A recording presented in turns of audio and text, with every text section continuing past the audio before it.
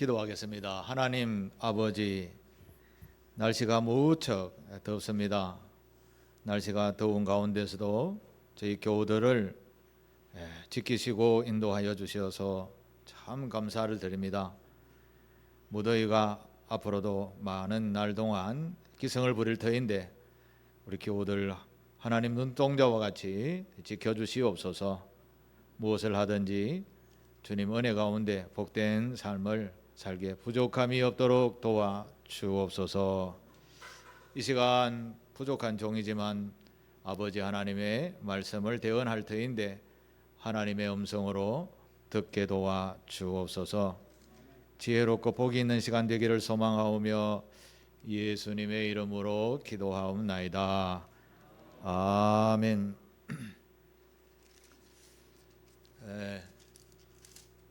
지난 22년 2월 24일 날 러시아가 우크라이나를 침공하면서 제가 계수해 보니까 거의 2년 6개월 정도 전쟁을 지금 계속 하고 있습니다. 엄청난 인명 손실, 국가 산업이 다 무너진 상태. 뉴스를 접하다 보면 우크라이나는 더 이상 전쟁을 이어나갈 수 없는 상황, 군인도 모자라고 그걸 보조하는 사람들도 다 모자라는, 그야말로 국가가 부도 상태가 되어가는 그런 소식이 연일 전해지고 있습니다. 마찬가지 러시아도 그렇지 않겠죠. 정상적이지는 않을 겁니다. 그렇지 않다 보일 뿐이죠. 그런데요, 우리 이웃 나라가 이렇게 다 망해가는데도 그 옆에 있는 이웃 나라들이 어떻게 하는가 한번 보십시오. 우리에게 어떻게 하면 불똥이 튈까 싶어서 눈치만 보고 있고, 우리도 무장을 해야 되겠구나라는 생각을 가지고 무기 사는데 혈안이 되어져 있습니다. 가만히 생각해 보면 다 자기 위주지요. 국제 정세도 마찬가지입니다. 나라와 나라 상태가 우리 개인적으로 생각하면 개개인주의적인 모습이 보인다 하지만 똑같습니다. 국제 정세는 더 냉혹하다라고 할 수 있습니다. 국제 정세는 상대방이 죽어야 내가 산다라는 이런 논리가 팽배해 왔었습니다. 그런데 우리나라도 마찬가지죠. 우리나라는 세계 유일하게 적국과 전쟁을 잠시 쉬고 있을 뿐이지 적국과 대치한 상태가 벌써 한 70년이 넘어가고 있습니다. 우리나라가 그동안 전쟁 준비를 좀 해가 와서 그렇지, 마찬가지로 우크라이나처럼 전쟁을 준비하지 않았다라고 하면 지금 우리 어떻게 살고 있을까요? 아마 어딘가에 흡수 통일이 되어져서 지금보다는 더 열악한 삶을 살고 있지 않을까, 그런 생각을 해보게 됩니다. 그러나 반면에 다행히도 우리나라는 그렇게 많이 열심히 노력해서 성장을 해왔다라고 할 수 있습니다. 어느 정도 전쟁을 해도 이제 한번 싸워볼 만하다 할 정도가 되었는데, 그런데 우리나라의 적국인 북한은 비대칭 전략이라고 하죠. 우리는 없는 그들은 핵무기가 있다라는 것이죠. 이걸 비대칭이라고 합니다. 우리가 가지고 있는 재래식 무기는 그냥 국제적으로만 이렇게 피해를 줄 수 있지만 핵무기는 그렇지 않죠. 한 국가가 멸망하는 그런 강력한 무기인 것이죠. 근데 북한에는 이런 핵무기가 꽤 많다라고 많이 들어보셨죠? 그런데 우리나라는 핵무기가 없습니다. 우리가 어떻게 안전할 수 있습니까? 그것은 미국과 우리나라가 동맹을 맺고 있기 때문에 전쟁이 터지면, 우리나라의 전쟁이 터지면 미국이 전쟁이 터졌다, 자기 나라가 공격받았다라는 그런 의미로 전쟁에 동참을 하는 그런 것을 동맹이라 그렇게 이야기합니다. 그런데 말입니다. 만약에 북한이 핵무기를 쏘았다라고 하면 미국에서 핵무기를 북한에다 쏠 수 있을까요? 상식적으로. 미국이 핵무기를 북한에다 쏘면 북한은 우리나라보다 어디로 더 공격할까요? 미국을 공격하는 것이죠. 자기 나라 도시가 멸망을 하는데도 우리나라를 도와줄까요? 그 좋은 예가 프랑스에 있었습니다. 프랑스에 오래전 일이지만 핵무기를 준비하니까 미국에서 하지 마라 라고 그렇게 강력하게 경고를 했습니다. 그때 프랑스의 대통령 드골이 우리 프랑스 파리에 핵무기가 날라오면 당신들도 적국인 그 핵무기를 쏜 나라에 핵무기를 쏠 수 있습니까? 만약에 당신의 나라 뉴욕이나 워싱턴이나 샌프란시스코가 핵무기 공격받는데 프랑스 파리를 지켜줄 수 있습니까? 그렇게 하니까 미국 대통령이 할 말이 없었더라고 합니다. 그래서 프랑스도 핵무장을 하게 되었다고 합니다. 뭐 핵전쟁이 일라면 세상이 끝입니다. 그죠? 네, 일어나는 이제 핵무기는 이게 무기가 아니고요. 정치적 도구라고 그렇게 이야기를 합니다. 이거는 사용하는 것이 아니라 자기 방어용 무기인 것이죠. 재래식 무기로 싸운다면 북한은 일주일 만에 우리나라가 점령할 수 있다라고 합니다. 미군이 이라크를 침공할 때 대표적으로 토마호크 미사일이라는 것을 받아 그러니까 잠수함이나 구축하면서 쏘아서 나라를 초토화시켜 놓고 그 다음에 육군이 들어가게 되었다고 하죠. 우리나라에는 무려 15,000발 되는 미사일이 준비되어 있다고 합니다. 그러니까 이 48시간 동안 이 15,000발 미사일이 북한 곳곳에 군사용으로 좀 보일만한 곳은 다 폭격을 한다고 그럽니다. 이제 제 이야기가 아니고 군사 전문가 이야기를 제가 인용했습니다.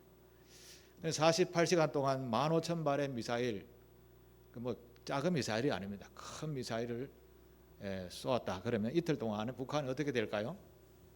먼지만 나르는 그런 땅이 되는 것이죠. 그리고 난 뒤에 이제 육군이 탱크를 몰고 들어간다. 이게 이제 전쟁 스케줄로 이렇게 잡혀 있다고 합니다. 근데 북한은 다른 건 없고 핵무기만 딱 들고 있는 거죠. 그래서 비대칭 전략이라고 이렇게 이야기를 합니다. 국제 정세는 아무도 모릅니다. 예측 불가이지요. 예측 불가입니다. 오늘 우리가 살아가는 이 시대를 한번 보십시오. 한쪽에는 올림픽 한다고 박수치고 난리인데 저 이스라엘 주변의 중동 국가에는 목숨을 걸고 전투를 하고 있습니다. 우크라이나도 마찬가지죠. 이게 지금 우리가 살아가는 시대인데 우리는 과연 정신을 차리고 좀 허리띠를 조우고 그렇게 살고 있는가? 우리가 정말 안전한 나라인가? 혹시 생각해 보신 적 있으십니까? 우리는 그렇게 70년을 살아왔습니다. 세계 역사를 보면 역사 속에 가장 길게 오랫동안 강성했던 나라는 로마입니다. 로마를 제국이라고 하죠. 엄청난 파워가 있었습니다. 로마는 영원하다라는 그런 별명이 붙을 정도였었는데 그런데 로마도 멸망을 했습니다. 20세기 해가 지지 않는 나라라는 영국도 21세기가 들어오면서 해가 져가고 있습니다. 이것을 무엇을 이야기하는가 하면 우리가 살아가는 땅에는 영원한 것이 없다라는 것입니다. 인간의 역사에서 영원한 것은 없습니다. 단정적으로. 전쟁이라든지 자연재해라든지 그 어떤 것으로 인하여서도 멸망해 왔다라는 것이 오늘 우리가 배운 역사의 현실인 것이죠. 자, 그러나 멸망하지 않고 영원히 변하지 않은 나라, 영원히 변하지 아니하는 것이 있습니다. 영원히 변하지 아니하는 것을 우리는 불변, 진리라고 합니다. 진리는 절대 변하지 않습니다. 여러분 가지고 계시는, 저는 없습니다만, 금 있습니까? 금? 김원님 권사님 금이 번쩍번쩍하네. 이 금은 세상에 그 어떤 물질을 옆에 두어도 변하지 않습니다. 소금 자루에 넣어놔도 변하지 않습니다. 시궁창에 넣어놔도 변하지 않습니다. 그 어떤 화학 물질 속에 넣어놔도 그 성질은 변하지 않습니다. 그래서 중요하다, 그래서 소중하다, 그래서 금이라고 하는 겁니다. 바로 우리가 변하지 아니하는 진리라고 하는 그 진리가 바로 그렇게 변하지 않는다라는 것입니다. 자, 진리는 성경에 보면 이렇게 표현되어 있습니다. 요한복음 17장 17절에 같이 읽겠습니다. 그들을 진리로 거룩하게 하옵소서. 아버지의 말씀은 진리니이다. 아멘. 예수님께서 기도하시면서 그들을 진리로 거룩하게 하옵소서 이렇게 기도해놓고 아버지의 말씀은 영원히 변하지 아니하는 진리입니다. 그렇게 말씀을 하십니다. 하나님의 말씀은 절대 변하지 아니하는 금과 같은 것이라는 것이죠. 우리는 금을 굉장히 소중하게 여깁니다. 그런데 금보다 중요한 하나님의 말씀은 금처럼 여기지 않죠. 만약에 하나님의 말씀을 금처럼 여긴다면 하나님의 말씀을 가슴에 담고 안 살겠습니까? 금은 여기 이렇게 걸고 다니지만 하나님의 말씀은 우리 가슴에 녹이는 겁니다. 읽는다라는 거죠. 이해한다라는 거죠. 배운다라는 것이죠. 그런 진리의 말씀을 여러분의 인생에다가 마음에다 담으시게 되기를 축복합니다. 이 진리가 변하지 않는다라는데 오늘 그 진리의 말씀 중에 하나를 여러분에게 소개합니다. 중요한 교훈인데요. 하나님의 백성인 그 어떤 사람들은 그 하나님의 말씀 진리를 그대로 듣고 배우고 준행하면 그 말씀이 주는 복을 그대로 받게 된다는 말씀입니다. 자, 오늘 본문을 읽었는데 그 본문 속에 교훈이 한 가지 담겨져 있습니다. 12절 같이 읽겠습니다. 시작. 이는 그들이 하나님 여호와의 말씀을 듣지 아니하고 그의 언약과 여호와의 종 모세가 명령한 모든 것을 따르지 아니하였음이더라. 아멘. 이스라엘에는 북이스라엘과 남유다로 이렇게 두 개로 갈라졌을 때가 있었습니다. 지금 우리나라도 북한과 남한이 갈라져 있는 것처럼 어째 이렇게 닮았는지 모릅니다. 이 북이스라엘에서 그 역사를 쭉 풀어놓고 한마디로 딱 정리를 했는데 바로 12절입니다. 그들이 하나님의 여호와 말씀을 안 들었다. 그리고 여호와의 종 모세가 명령한 모든 것을 따르지 아니했다. 명령을 따르지 않고 듣지 않고 따르지 않았다. 그래서 어떻게 됐다고요? 멸망했더라. 이게 북이스라엘의 역사의 한 줄로 정리할 수 있다라는 것입니다. 그러면 우리가 생각할 때 말씀을 잘 들으면 되겠네? 말씀을 잘 따르면 되겠네? 예, 그게 정답입니다. 북이스라엘의 멸망한 이유를 첫 번째는 듣지 않았다라고 이야기합니다. 여러분 가만히 한번 생각해 보십시오. 하루에도 수없이 많은 것을 여러분 듣습니다. 그렇죠? 모든 일은 이 들음부터 시작됩니다. 예를 들어서 이 앞에 저기 그 슈퍼에서 오늘 아이스크림 공짜입니다 하면 줄서기 바쁠 정도로 쫓아 뛰어갈 겁니다. 그거 무엇부터 시작된 겁니까? 들음으로부터 시작되는 거예요. 들음으로부터. 상길교회에 오면 금보다 중요한 하나님의 말씀을 들을 수 있습니다. 이러면 줄을 서야 되는데 줄을 안 서요. 이 표를 뽑고 기다려야 되는데 이게 이런 게 안 돼요. 표를 뽑는 기계가 없어서 그런가? 우리는 엄청난 소식 속에 살아가고 있습니다. 여러분의 핸드폰 속에 지구상에 일어나는 모든 일을 우리가 순간적으로 다 알 수 있지 않아요? 이런 세상에 살아가면서 우리가 생각하고 판단해서 걸음을 걷습니다. 그런데 여러분이 들고 있는 소식이라고 하는 그 소식통인 이 뉴스라는 것은 거의 한 60%는 진실 아니다 이렇게 보셔야 됩니다. 제가 살아오면서 판단해 보니까 그렇더라고요. 실제적으로 정확하게 표현하는 분들은 거의 그렇게 많지 않아요. 대부분 다 포장을 합니다. 그냥 실제적으로 이야기해서는 별로 안 듣거든요. 재미없거든요. 그래서 계속해서 양념을 첨가하는 것이죠. 우리가 하루에도 수십 번 희노애락을 겪습니다. 그런데 그 전부 듣는 그 희노애락은 들음부터 시작되는 겁니다. 그런데 가만히 들어보면 누가 카더라 하는 이야기가 더 많습니다. 누가 카더라. 하나님의 교회 안상홍이라는 그 대한 하나님의 교회라는 그런 이단이 있습니다. 그곳에 가면 안상홍을 하나님이다라고 이렇게 부릅니다.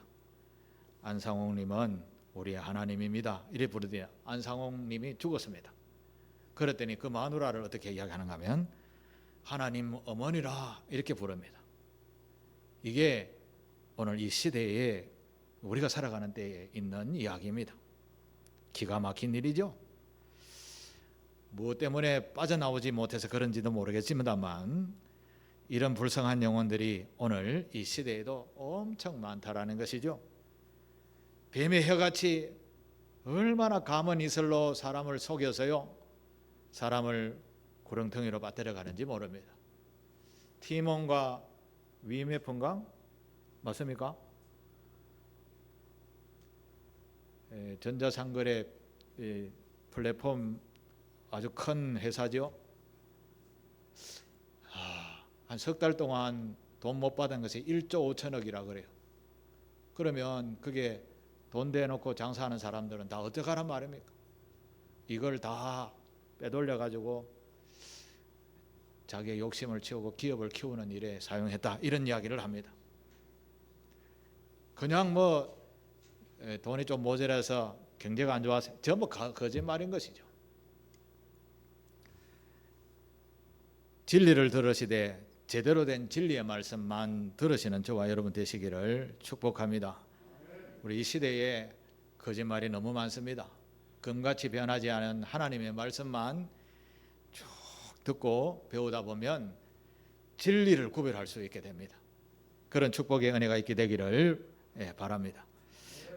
잘못 들어서 지키지 않아서 북이스라엘이 멸망을 했습니다. 두 번째로 12절 하반절에 보면 모세에게 약속하신 언약을 모세에게 명령한 모든 약속을 따르지 아니했다라고 이야기합니다. 따르지 아니했다. 하나님께서 모세에게 준 약속을 우리는 율법이라 그렇게 이야기합니다. 하나님께서 모세에게 준 율법은 10가지고 예수님이 우리에게 주신 율법은 2가지고 그 모세가 지키는 율법을 좀 풀어가지고 세세하게 지키라 하는 것이 613가지입니다. 그런데요, 하나님께서 이 율법을 통해서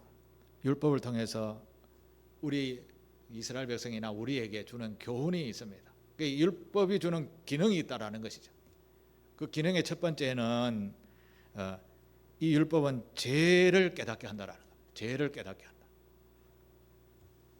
우리 마음에 율법이라는 것이 있기 때문에 하나님의 말씀의 가치 기준이라는 것이 있기 때문에 이건 죄야, 이거는 옳은 일이야 구별할 수 있는 겁니다. 여러분의 삶을 한번 되돌아보시기를 바랍니다. 나는 하나님의 말씀을 마음에 담고 좌로 우로 치우치지 않고 똑바른 옳은 길을 걷고 있는가? 그 척도가 바로 율법인 겁니다. 하나님의 말씀인 것이죠. 두 번째로 율법의 기능은 우리의 행동을 컨트롤하는 기능이 있습니다. 실제적으로 삶 속에서 이건 아니야 우리 스스로 깨닫게 한다라는 거죠. 그 근원은 바로 율법이라는 것이, 하나님의 약속이라는 것, 약속의 말씀이라는 것이.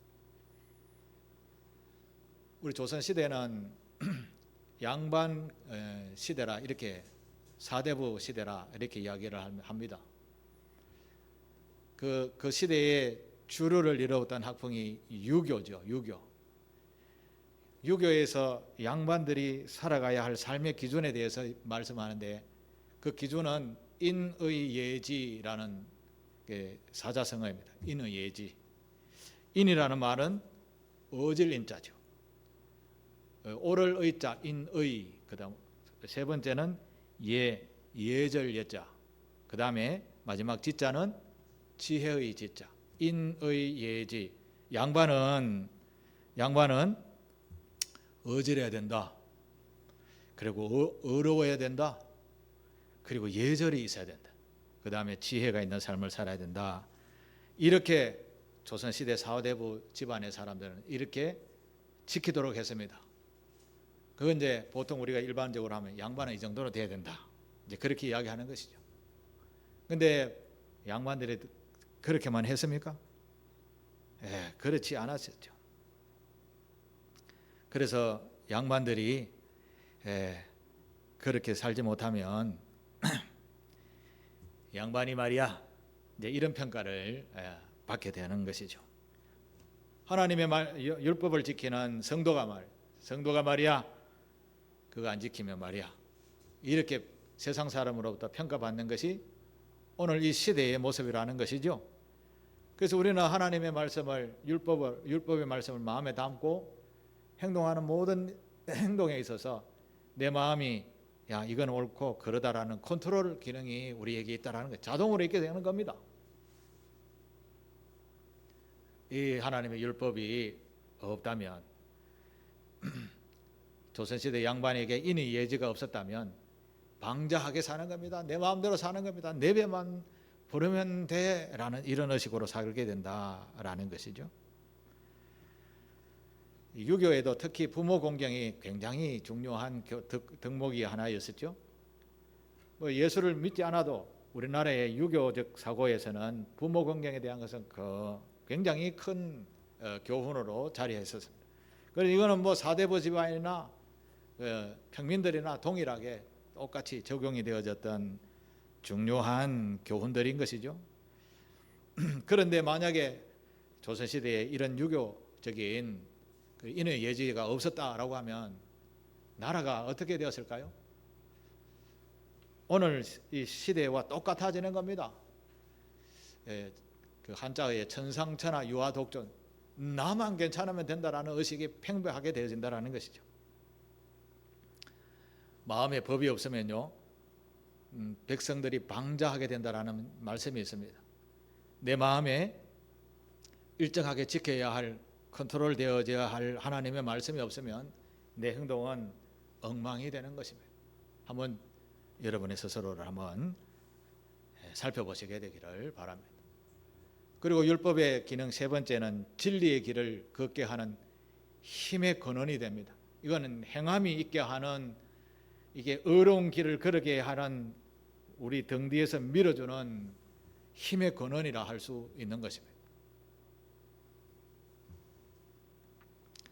야고보서에 보면 행함이 없는 믿음은 죽은 믿음이다, 이런 말씀이 있어요. 그렇습니다. 하나님의 말씀을 담은 거룩한 성도는 하나님의 말씀대로 실천하여서 그것을 아름다운 열매로 맺는 삶이 제일 복된 성도의 모습인 것입니다. 그런데 대표적으로 오늘 말씀에 보면 이스라엘 백성들은 그렇게 살지 않았다라는 것이죠. 그들의 마음에 율법이 다 주어져도 조상들로부터 뿌리 깊은 쇠마 교육이 어릴 때부터 있었어도 하나님의 말씀을 담지 않으니까 결국은 북이스라엘과 남유다를 비교해서 보면 북이스라엘은 멸망했다라는 겁니다. 모든 백성들이 다른 나라로 포로로 다 잡혀가고 노예로 팔려가게 되었습니다. 여러분, 오늘 우리가 전혀 무장하지 않고 마음에 법을 두지 않고 살다가 적들에 의해서 공격을 당하고 우리가 노예로 팔렸다, 생각해 보십시오. 이보다 더 참담한 일이 어디 있겠습니까? 이 말은 오늘 우리에게 무엇을 말씀하는 겁니까? 영원히 변하지 아니하는 진리의 말씀을 붙들고 살되 제대로 살라는 말씀입니다. 신앙생활 해도 제대로 하라는 말씀입니다.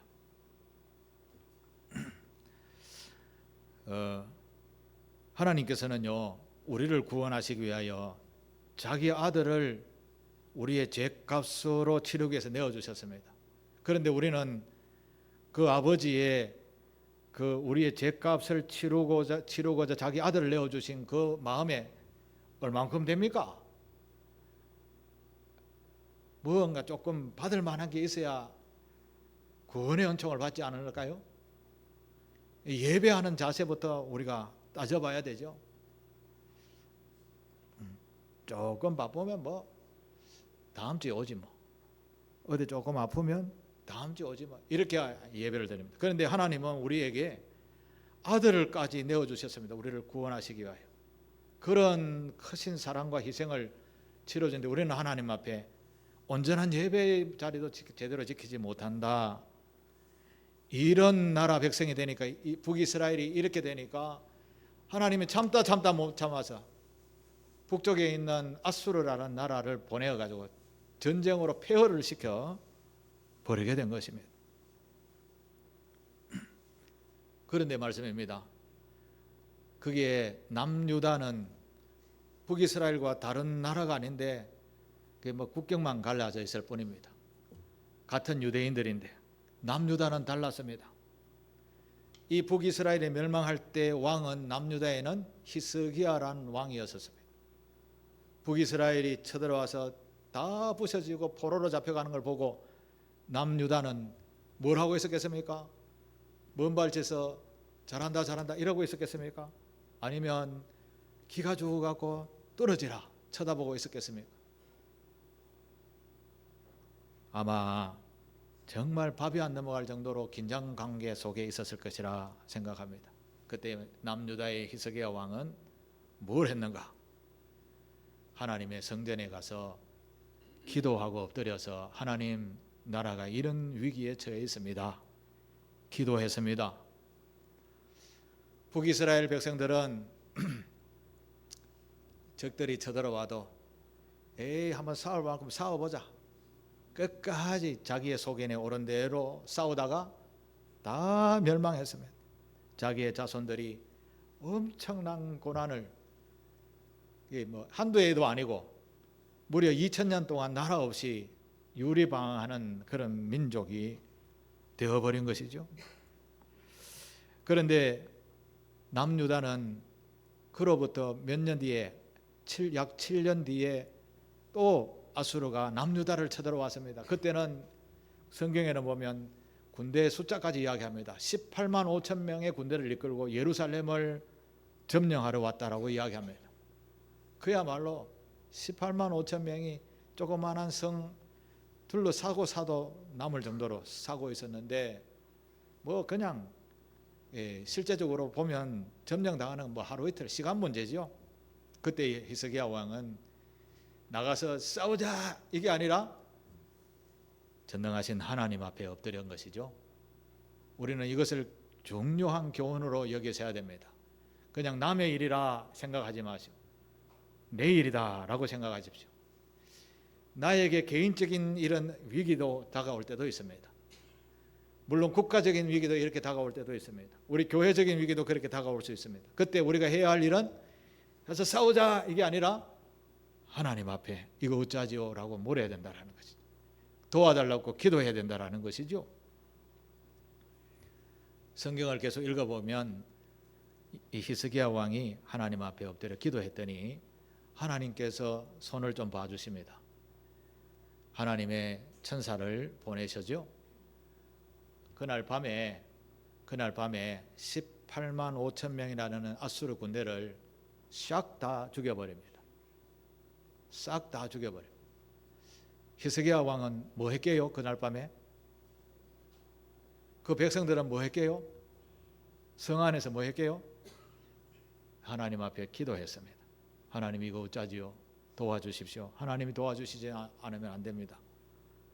그랬더니 하나님께서 도와주셨지요. 그 다음날 아침에 가니까 다 죽어 있었습니다. 이거 어쩐 일이지? 어쩐 일은 하나님이 하셨지요. 북이스라엘은 싸우다 멸망했습니다. 그런데 남유다는 위기 앞에서 하나님 앞에 도와달라고 기도했더니 승리했습니다.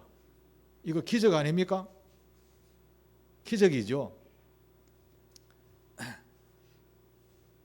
이게 상식적으로 18만 5천 명이 전쟁도 안 하고 죽었다. 이게 말이 됩니까? 그렇게 할 수 있습니다. 그런데 역사에 그렇게 기록이 되어져 있는데요. 하나님의 말씀은 절대 불변하는 말씀이라고 진리라고 했는데 그 말씀 속에 18만 5천 명이 하나님께서 죽이셨다라고 하시는데 그 이유는 무엇입니까? 하나님 앞에 도움을 청한 백성은 하나님께서 그의 의로운 손을 그들에게 붙들어 주시는 것입니다. 하나님께서 예수님께서 우리에게 너희는 이렇게 기도하라 가르쳐주신 기도가 뭐죠? 주님이 가르쳐준 기도, 주기도문이잖아요. 우리가 예배 시작할 때 하늘에 계신 우리 아버지여 이렇게 시작하는 기도 다 외우시죠? 예수님께서 이렇게 기도하면 된다라고 하셨는데 여러분 하루에 주기도문 한 번이라도 외우십니까? 이거는 외우는 것이 아니라 그 기도에 맞추어서 내 기도를 담으면 됩니다. 하나님 아버지 도와달라고, 힘들고 어렵습니다라고 도와달라고 하시면 돼요. 북이스라엘이 멸망했습니다. 북이스라엘이 멸망하고 싶어 멸망했겠습니까? 율법이 그들의 마음에 없었던 것입니다. 하나님께서 기도하면 된다라고 했던 그 기도가 그들에게 믿음이 없었던 것이죠. 아무리 가르쳐도 그들에게 마음에 담겨서 행동으로 옮기지 아니하면 이건 아무 지식이 아닌 것이죠. 율법의 기능을 이야기했잖아요. 율법의 기능은 우리의 마음속에 옳고 그런 것을 구별할 수 있게 하고 마음을 컨트롤하게 하고 그리고 그 진리의 힘을 얻어서 행동하게 하는 것이 율법인데 하나님의 말씀이 우리 안에 안 담겨져 있으니까 이걸 행동으로 옮기지 아니하는 것이죠. 그래서 북이스라엘은 멸망했습니다. 그런데 남유다는 상대적으로 기적을 불러오게 되었습니다. 그들은 망하지 않았습니다. 하나님의 함께 하심을 대해서 놀라운 은혜를 경험하게 된 것이죠. 남유다와 북이스라엘의 차이점이 무엇이었습니까? 여기에서 차이점은 하나님의 말씀을 믿고 기도했다라는 것이죠. 하나님의 율법을 그들의 마음속에 담고 그들의 마음속에 율법대로 따랐더니 하나님께서 기적의 손을 들어서 함께 해주셨다라는 것이죠. 사랑하는 상길교회 교우 여러분, 우리는 세상에 복잡한 세상 같지만 단순합니다. 멸망하느냐 계속해서 복이 있는 삶을 사느냐, 이 두 가지 중에 하나의 길을 선택하셔야 됩니다. 여러분의 마음에 하나님의 말씀이, 율법이, 금보다 귀한 진리의 말씀이 담겨져 있으면 늘 승리하는 줄 믿습니다. 하나님의 말씀대로 따라 행동을 하게 되면 기적을 불러오게 되는 겁니다. 영원히 사는 축복의 은혜를 누리게 되는 겁니다. 누군가 이야기했습니다. 기도란 하나님의 거룩한 능력을 다운로드하는 것이다. 하나님의 거룩한 능력을 다운로드하는 것이 뭐라고요? 누군가 그런 이야기했습니다. 참 맞는 이야기 같습니다. 여러분 마음속에 하나님의 말씀을 담아 금보다 더 귀한 하나님의 말씀을 믿고 기도하여서 이 어려운 세상을 이겨나가는 우리 상길교회 교우들 다 되시기를 축복합니다. 기도하겠습니다. 하나님 아버지, 복잡한 이 세상 속에서 갈 바를 알지 못하는 영혼들이지만 주의 은혜와 사랑과 말씀을 허락하여 주시옵소서. 금보다 귀한 진리의 말씀을 가슴에 품고 복이 있는 삶을 살아가는 우리 교우들 다 되게 주님 인도하여 주시고 가르쳐 주시고 깨우쳐 주시옵소서. 예수님의 이름으로 감사 기도하옵나이다. 아멘.